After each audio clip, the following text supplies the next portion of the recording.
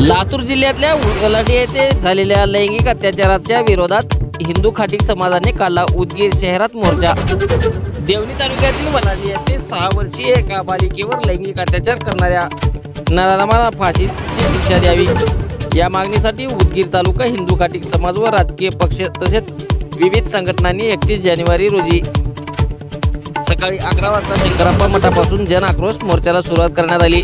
हा मोर्चा उदगीर शहरातील सराफा लाईन, हनुमान कट्टा, डॉक्टर बाबासाहेब आंबेडकर पुतळा, जय जवान चौक, महात्मा बसवेश्वर पुतळा, छत्रपती शिवाजी महाराज चौकापर्यंत काढण्यात आला। हिंदू खाटीक समाज बांधवाने आपले व्यवसाय बंद ठेवून उदगीर शहरात जनाक्रोश मोर्चा काढून घटनेचा निषेध केला।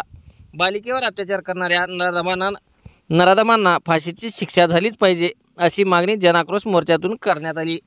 या मोर्चात हजारोंच्या संख्येने नागरिक सहभागी झाले होते।